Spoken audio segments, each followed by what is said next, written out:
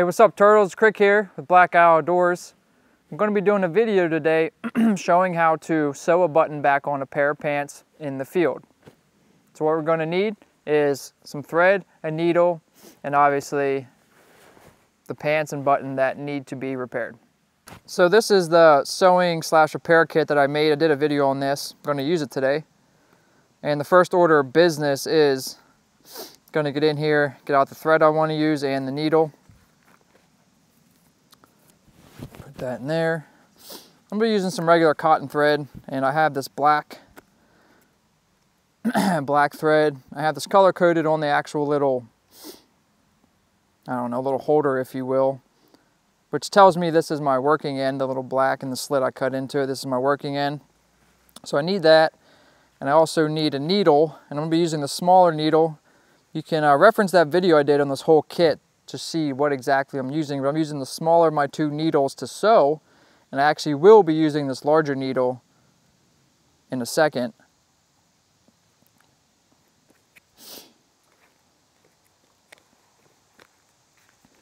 Put that aside for the moment. I'm going to be using this thread doubled up, so whatever length I want twice that to sew with. I don't need much. You don't need much at all because I'm only sewing on a button. It doesn't really take that much thread at all. Maybe this is what I want to work with, so I'll double that.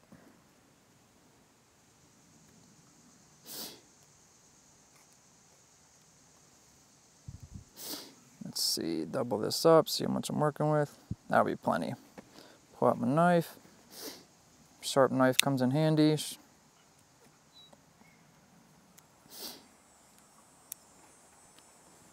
Put my thread aside. Thread the needle. Sometimes it helps if you lick the end of the thread. That's why having a sharp cutting tool will work really well and make a clean cut to make it easier to thread through the eye of the needle. But with some practice, it comes pretty easy. And then once I finally get it through, I sort of pinch the thread through there and pull the hand away, and now double it up.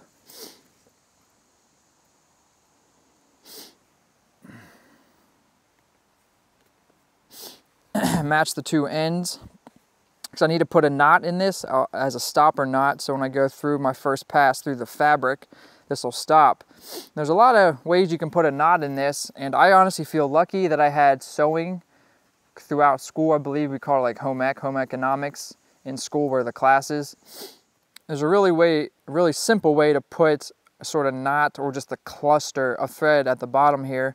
So what I do, here's my, the end of the thread doubled over on itself, needle on the other end. I'm going to pinch it in on my forefinger, wrap it around it once, go around, and I create this X. And then once I pinch, I'm going to pinch and roll. Keep rolling where I pinched on this X, and you can see it sort of rolling and binding on itself. And once you do that, then you can grab the cluster and pull it down. And then what I've done here is just had a little cluster of thread. And that'll act as my stopping knot. Really simple, really easy to do. So I have my thread, I have my needle here.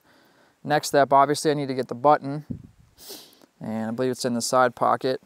This is a pair of my summer pants.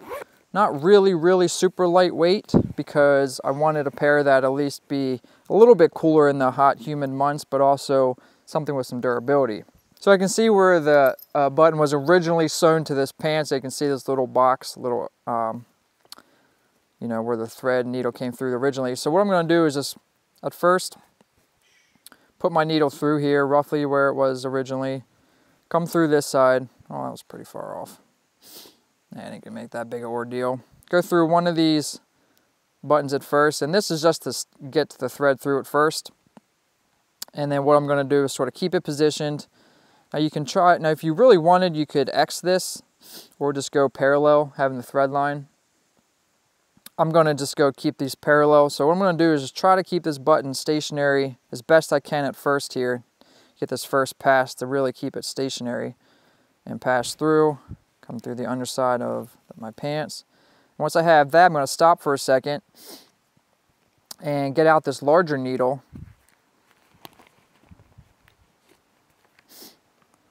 And this is going to act as the spacer.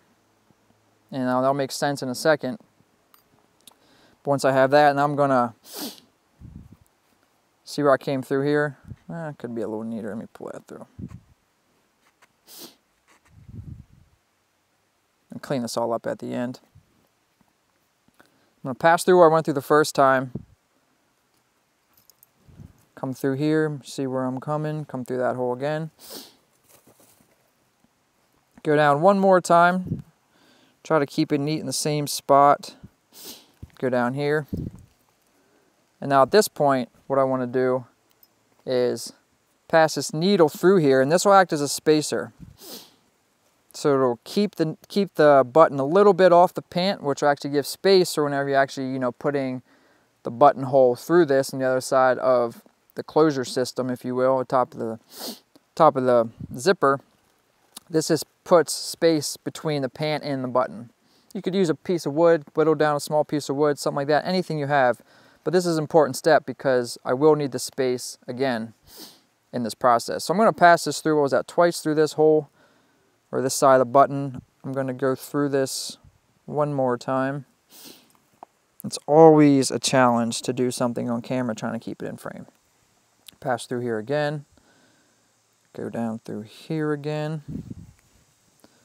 Making sure I'm pulling this tight, keeping each side solid. I'll do this a couple more times through here. You can already see I'm not completely neat on this back side, but as long as it works, this isn't something that's going to be seen, so I'm not super worried about it. Go through here. Go down here one more time. Pass this through. And I'll call that good for here. Call that good. Now I'm going to work on the other side. Here's important to keep the needle lined up. Come from the bottom, come through, find the hole, chim-a-cham. Repeat the same process, making sure the needle's in between what I'm sewing. And just repeat this process again. Keep doing this. Yada, yada, yada. Where'd that come from? Yada, yada, yada. Anyone ever seen that Seinfeld episode? Keep doing this. Do this maybe 2 more times. Come on. Find your home. Go in your hole. There we go. Down here one more time.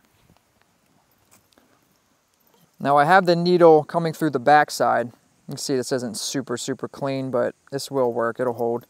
Keep the needle on the back side. I'm going to pull this out now, my spacing needle. I'm going to come up through the pant from the back side, but I'm not going to go through a hole. I want to come up really close to it. A little closer here. See the needle passing through. Pull that through and pull that tight. Now this is called putting in the shank. And basically I'm going to take my needle and thread and wrap around the button now in this fabric and this material that I just sewed actually the button to. I'm going to wrap this around now and I'll pull all that tight. And it's almost like you do with the lashing. Same type of principle. So pull this tight. I'm going to go around maybe 6-7 times. Not sure exactly what that was. And now I have that. Now I'm going to go back down through the pant from the top with this, come down through. After I just wrap my shank, come down through. At this point, we're almost done. See how I have some space in between the pant. See the button isn't sitting directly sewn to the fabric. There's that space in there, and that's important. Now to finish this off, I'm going to turn it to the back side. And I'm going to go through the material, but not through a button. I'm going to come like to the top of it, and then pass it down almost like you'd be pinning fabric. Something like this. Check the top, make sure we're good. We are. Pull that through, but not the whole way, because I want it to be a loop created with this on the back side, which I have here. Without pulling the needle the whole way through, see I've created this loop, and now I'm going to go through this loop with the needle. Like this. Loops here, pull this. Must have caught something up. Let me trim that because I don't want that there. tiny little bit of pant material I got caught under. Like this. Good to go. I'll pull that tight, and what I'll do, I'll cinch down there. And I'm going to do this again, not in the exact same spot. Come up through enough.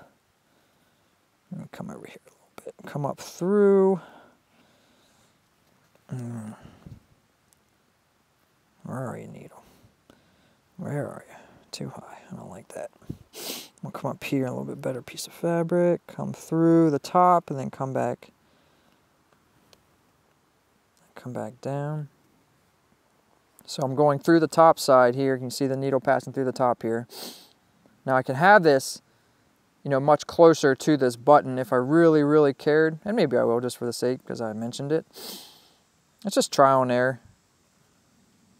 I really like to hand sew. Like I said, I feel lucky I had these instructions, and I did do some brushing up on hand sewing, but I feel like everyone in the world should know some simple hand sewing, simple stitches. Again, push through now. I still have this loop. And pass the needle through it, pull it tight. And this, basically what we're doing here is just anchoring the fine, you know, what we've sewn here, we're just anchoring this and sort of finishing it off like you do with a knot. That was 2 times. That's probably enough, but since these are my outdoor pants, they might see a little bit more use, a little bit more tear and wear, if you will. My old gullet passing through here, pushing on it. I'm going to pass this through again.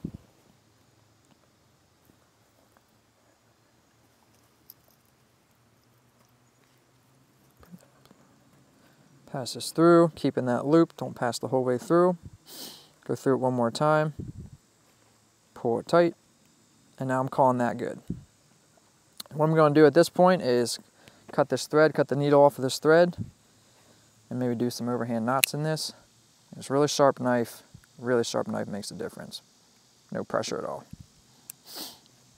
Put my needle down where I know it is, stick it in something, the sewing kit, because I don't want to lose that, and it'd be very, very easy to lose. So now I have these ends, and I'm just going to tie a bunch of overhand knots in this, just for some added security. There's 1.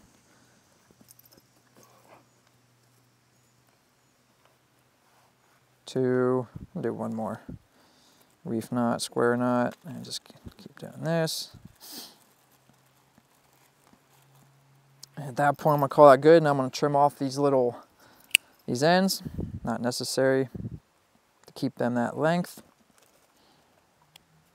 Trim that off. Trim this one. And the final test. Have this here, pass it through. Goes through nice. Give it some nice hard tugs. Make sure everything's there, stays in place. Good to go. Simple as that.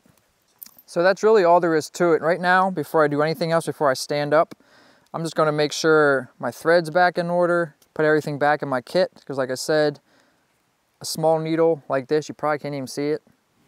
It's so easy to lose. So easy to lose if you drop in the forest. So I'm going to do all that. It's a really good place to keep it in your mouth while you're doing stuff. Put my large spacing needle back first. And you know, this size needle might be overkill in this kit.